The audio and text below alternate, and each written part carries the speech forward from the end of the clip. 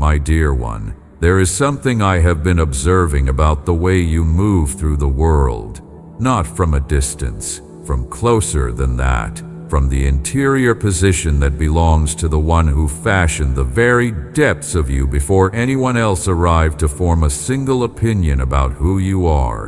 And what I have been watching is this.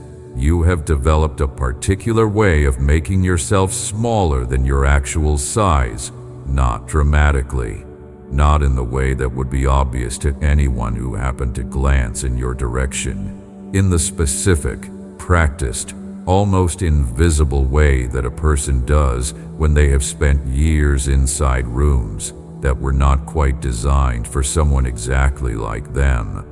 You have learned to move around the edges, to not take up more space than you were given, to speak at the volume the room seemed to suggest was appropriate, to let your presence flatten just enough that it could pass through the ordinary doors of ordinary days without catching on anything, without drawing the kind of attention that might require you to explain yourself. You have become, in certain ways, expert at the art of being almost invisible. And the watching world has largely accepted this at face value, because the world takes most people at the size they present themselves. But I see your actual size. Before the world learned your name, I whispered it. I was the first one to say it, in the moment before the moment when you first became, in the conversation where everything that exists was called into its being. And I did not whisper something generic, something interchangeable, something that could have referred to any number of the other people I had already imagined and would later call into form.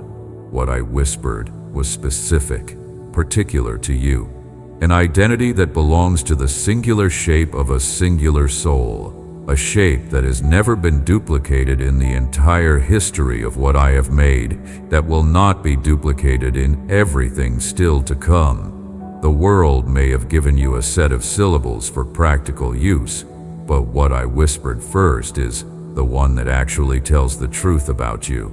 And I have been saying it continuously ever since, into every room you have ever entered, even the rooms where you made yourself small, even the rooms where the volume of everything else made it difficult to hear. Your true calling has been in the air of every space you have inhabited.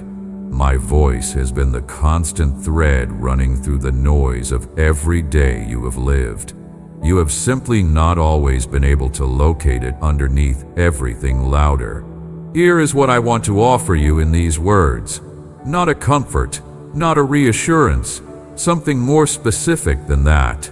I want to offer you the experience of being genuinely, personally, specifically recognized, not as a category, not as one of the many, as yourself, the particular you, the you with the precise history you carry, the you with the exact texture of longing and weariness and quietly maintained hope that belongs to this specific season of your life. You have been living inside the anonymity that the world has been constructing around every one of its inhabitants for some time now, and within that anonymity, a particular hunger has been growing, not a hunger for fame or for general approval, a hunger far more intimate than either, the hunger to be actually known, to have someone see all the way in, past the surface presentation, past the carefully managed impressions, all the way into the real room, and say, I know exactly who you are, and I have not stopped choosing you. That is what I am saying, right now, directly to you, not through a broadcast that incidentally includes you in its sweep, through the particular channel that connects only what I am to only what you are, the channel that has never been shared with anyone else, that operates at a frequency I set when I made you, that I have been transmitting on continuously without interruption since the moment of your first breath. The world is loud. You already know this. It has been getting louder for a long time, and the loudness has taken on a specific quality in recent years. a quality of simultaneity, of everything demanding its place in your awareness at the same time, of every surface being a potential point of entry for something that wants your attention. The digital architecture of ordinary life has built itself around the assumption that a person's consciousness is available on demand, that the interior of a human being is a resource that can be accessed continuously without cost. And the cost has in fact been enormous, even if it has been difficult to measure, because it accumulates in ways that are slow and subtle rather than sudden and obvious. The cost shows up as a kind of inner flatness, as a diminishment of the clarity that used to make certain moments feel genuinely crisp, as a growing difficulty distinguishing between what matters and what has simply learned to approximate the feeling of mattering, as the particular sensation of a person who is surrounded by information about everything but remains, in the most essential way, profoundly unknown. Digital life connects billions of signals while leaving the soul that generates each signal in a curious kind of isolation. You can be visible to thousands of people in a given day.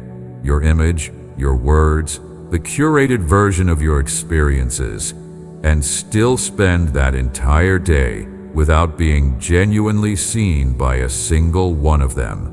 Because visibility is not the same as recognition. A screen can carry your face without carrying anything essential about you. A platform can amplify your output while remaining entirely indifferent to the person producing it.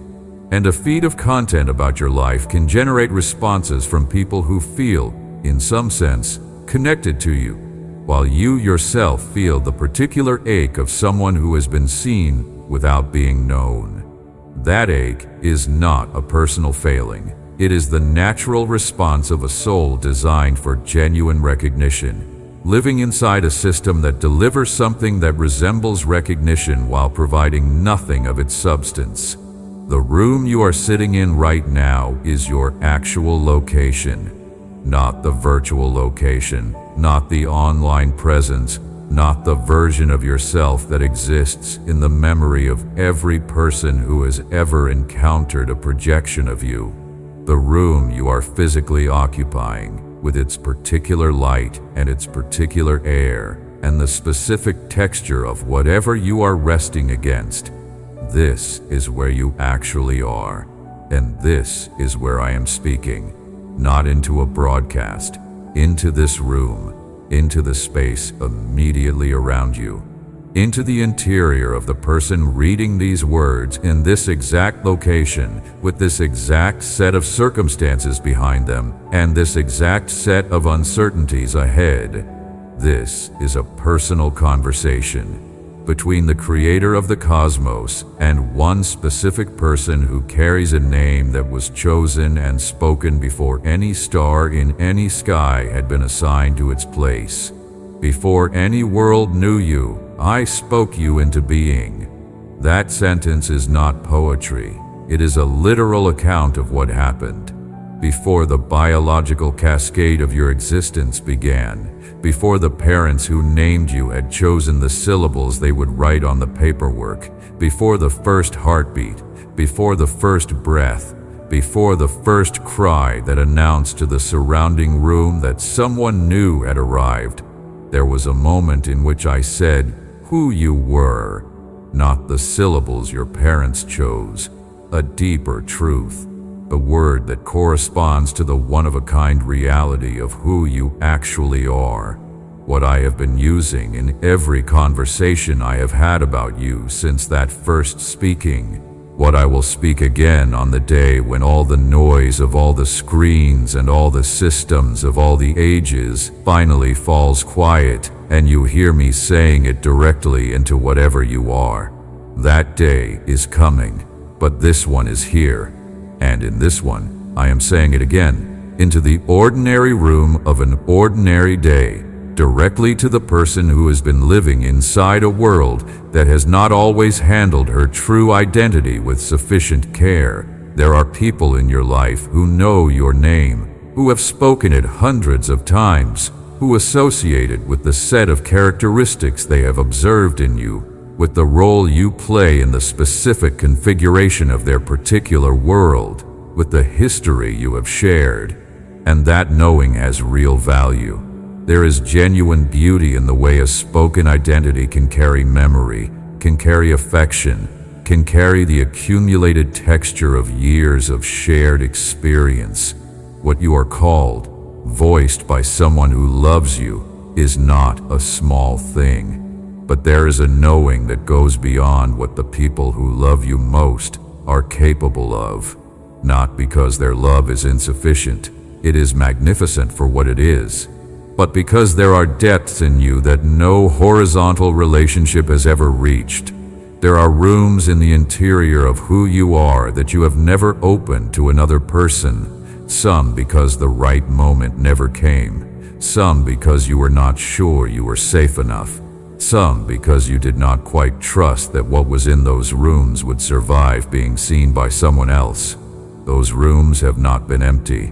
I have been in them. I have known exactly what is in every one of them since before you were old enough to lock the doors, and nothing in any of those rooms has diminished what I see when I look at you.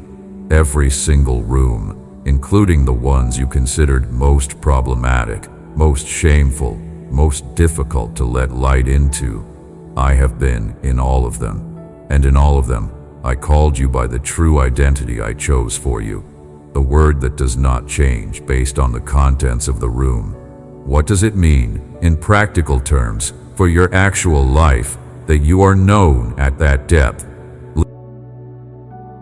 Let me speak now about what it looks like to carry this recognition forward, not to treat it as a private consolation that stays in the interior and produces no visible change, as a lived reality that changes the way you inhabit the world. What does a person who genuinely knows they are recognized by the Creator do differently than a person still searching for that recognition? Not dramatically different things, perhaps. The ordinary texture of their days contains the same ingredients, but the quality of how those ordinary things are inhabited is changed throughout. The person who knows they are named moves through a room differently than the person who is still working to establish that their presence is worth noticing, not arrogantly, not with the performance of confidence that is really just a different kind of seeking, with the quiet assurance of someone who is not in the room to be evaluated, who is not performing for the judgment of the other occupants, who can turn full attention outward because the inward question of their own worth is not consuming their available resources. That turning outward is a gift to every person in the room, because you know what it is to be in the company of someone who is genuinely present, not half present, not present in the body while partly occupied with the management of their own image.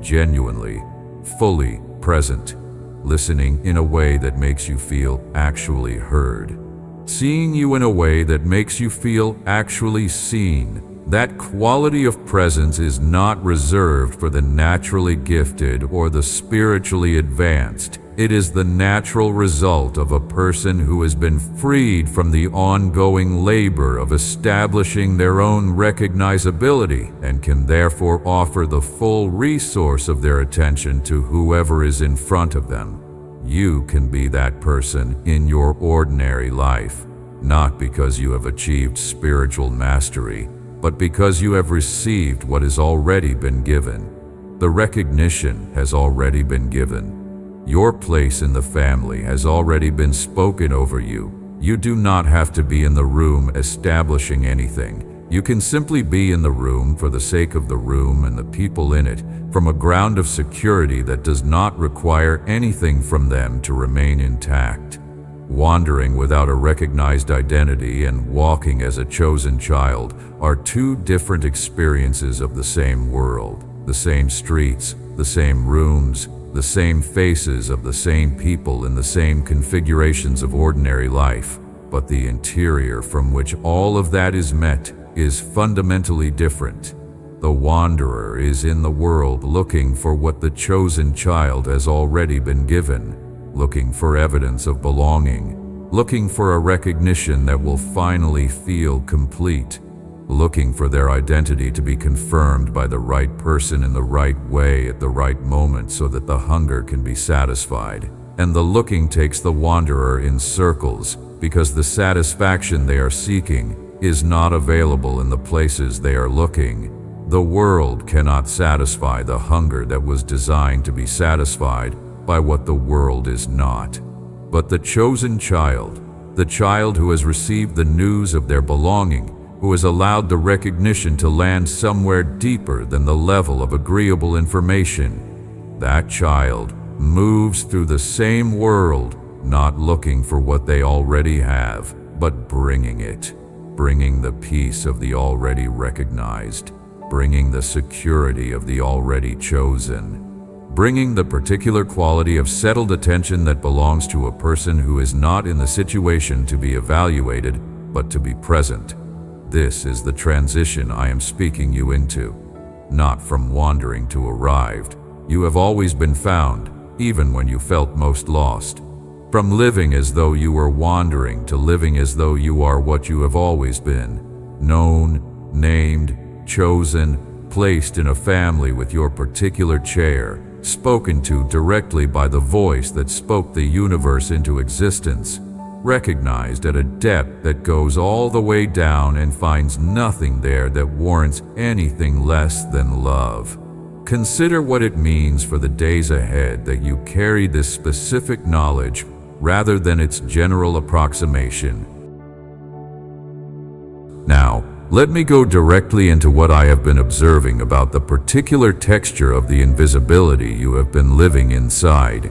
Because the anonymity I am speaking of is not simply the general condition of being one person among many in a large world. It has a specific quality for you. It is personal. You have moved through seasons in which you expected to be recognized and were not. Moments where you brought something real into a room and watched it go unreceived. Not because the room was hostile. Sometimes the most painful version of invisibility occurs in rooms that are perfectly friendly. Rooms where the people would readily assure you that they see you, that they value you, that you matter to them. And still, something in you walks out of those rooms carrying the quiet ache of having been present without being truly located, of having spoken without being fully heard, of having given something of yourself and not been quite sure it landed anywhere that could hold it. That ache is not a sign of excessive neediness or misplaced expectation. That ache is the accurate report of a soul that was made for a specific kind of recognition and has been living with the substitutes. Every human being who has ever felt that ache is reporting something true about the structure of their own nature. You were made by someone who sees you at a depth no human relationship can replicate. The hunger for that seeing is woven into the design. It was meant to point you toward the source of the only recognition that actually goes all the way down, not to make human love seem small. It is not small, but to ensure that you always know where the deepest recognition comes from, so that you cannot finally satisfy the deepest need anywhere except in the place where it was meant to be satisfied.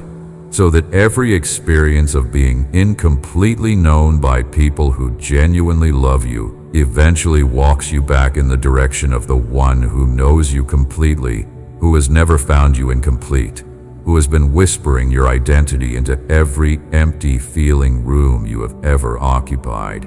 I see you in those rooms. My gaze rests on you every time you adjust your size to fit a space that was not quite the right shape for you. Every time you said the thing that was easier to say instead of the thing that was true. Every time you laughed at the moment when the honest response would have been silence. Every time you stayed a little longer than you wanted to because leaving would have required an explanation you did not have the energy to give. I was in all of those moments, watching not with disappointment, but with the particular tenderness of someone who knows exactly why you make the adjustments you make, who understands every history that produced every habit of self-protection, who has never required you to stop protecting yourself before approaching me. The accommodations you have made to survive certain relationships and certain rooms were never invisible to me. I held every one of them alongside you, and not one of them changed what I call you. Before the world learned your name, I whispered it. There it is again, not as repetition for its own sake, as anchor, as the sentence you can return to when the day's particular version of invisibility is pressing in, as the fact underneath every experience of going unrecognized. Whatever room you are in when the ache of being incompletely seen rises in your chest, this is still true in that room. The one who speaks your deepest name is also in that room, has never been absent from any room you have entered, has been saying your name in every one of them with equal clarity and equal warmth. The rooms that felt empty were not empty. You simply could not always hear it above the volume of everything else. Let me describe what it is, Navature, because clearing away the misunderstanding will make space for the real thing to settle. It does not mean that your struggles are monitored and cataloged by a cosmic administrative system that is gathering data on your compliance or your failures. It does not mean that you are under surveillance by a presence that is comparing you to a standard you have not been meeting. It does not mean that the knowing is accompanied by a list of corrections.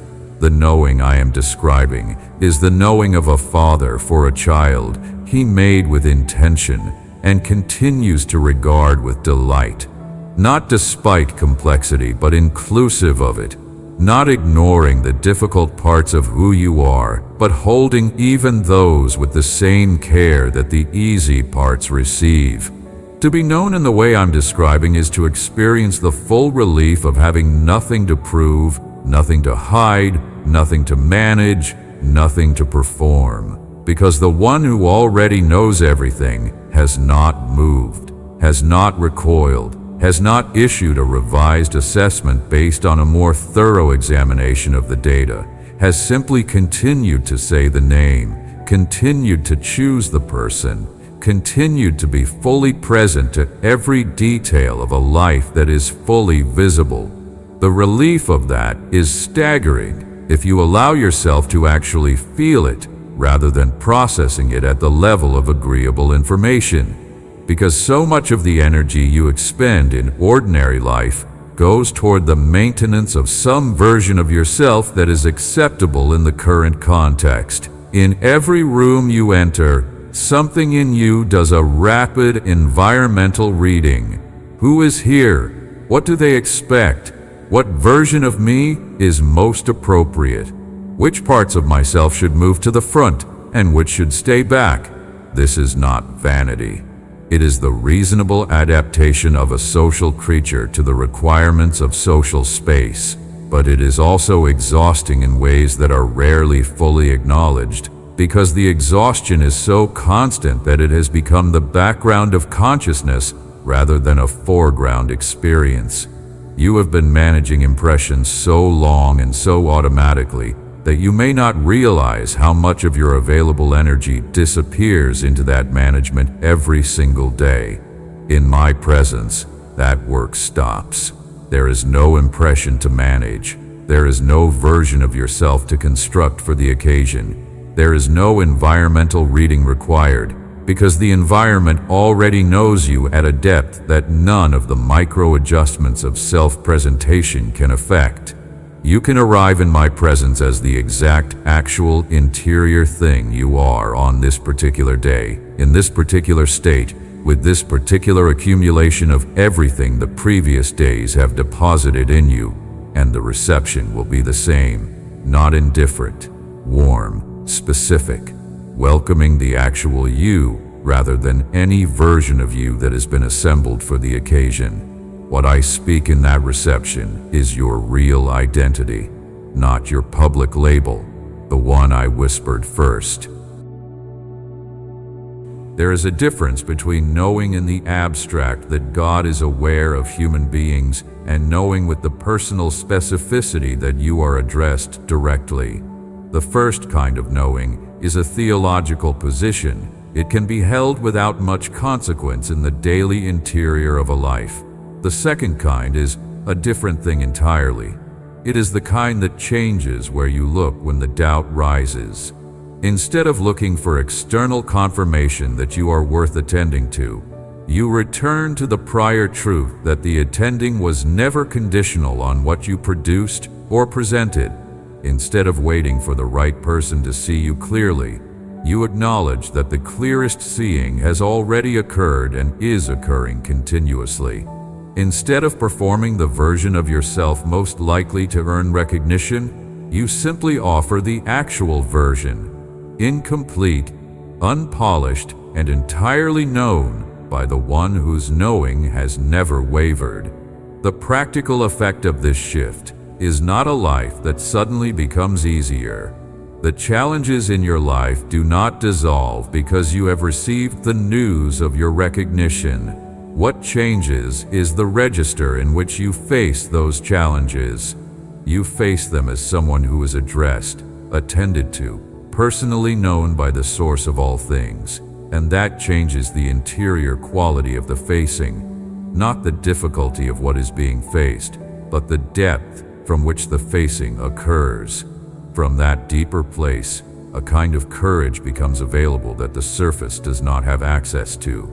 The courage of a person who does not need the outcome to confirm their worth, because their worth is already confirmed by something that does not shift with outcomes. That is the courage I am placing in your hands. Receive it as the gift it is. The expiration date of your invisibility is now. I want to be clear about this. The invisibility you have been living inside is not a permanent condition. It is not the truth about what you are. It has been the experience of a person who did not yet have full access to the knowledge of how thoroughly she is seen. That knowledge is available right now, in this moment, in this room, to the person reading these words and receiving it, truly receiving it, past the level of information and into the level of living reality, constitutes the end of the invisibility. Not because the world will suddenly see you perfectly. The world seeing will continue to be what it is, incomplete, inconsistent, partial in all the ways human seeing is always partial, but the ache of being unseen will begin to change its character. Instead of the ache of a person who has no one looking, it will begin to feel more like the ache of a person who misses a specific someone. The ache of distance rather than the ache of abandonment, and distance can be crossed. The cross has already been made. The way back to the recognition that was always there is shorter than the wandering has made it feel. Carry this with you now, not as a memory of a message you once received, as a present reality that accompanies you into the rooms that are ahead, into the conversations that will happen before the day is over, and the ones that will happen in all the days that follow, into the moments when the anonymity of ordinary life presses in again, as it will, because the world has not changed its architecture overnight, and the noise that covers the recognition will continue to be there. In all of those moments, bring this with you. The one who speaks your identity is speaking it into the room. The recognition that goes all the way down is in effect. You are not anonymous here. You are the most thoroughly known person in the space. And the knowing is not passive or distant. It is warm, it is active, it is specifically directed at you, and it does not diminish for an instant regardless of what the surrounding evidence appears to suggest. Before the world learned your name, I whispered it. I have been saying it ever since. I am saying it now. Into the particular room of your particular day, with the full particularity of what I am speaking, into the full particularity of what you are. Nothing generic about this. Nothing broadcast in the general direction of anyone who might be listening. This message was meant for the specific person who received it, in the specific moment they received it, with the specific interior they were carrying when these words arrived. That is you. Your name is in these words. The recognition is in these words. And when you put this message down and return to the ordinary texture of your ordinary life, take this with you as the thing that does not change. You are named. You are known. You have always been both, and nothing the world has to say about your visibility or your worth revises what I declared over you before the world had the chance to say anything at all. Amen. If these words found you in a season of feeling invisible or unseen, stay with them a moment before returning to the day. You do not have to generate a particular feeling for the recognition to be real. Simply let it settle. Save this message and return to it on the hardest days when the ache of going unseen rises again in your chest. The one who whispered your identity before the world began will still be speaking it into whatever room you occupy. If this reached something in you that has been waiting to be reached, think of one person you know who has been quietly disappearing inside their own life and send this to them. Subscribe and stay close. There is always more to receive.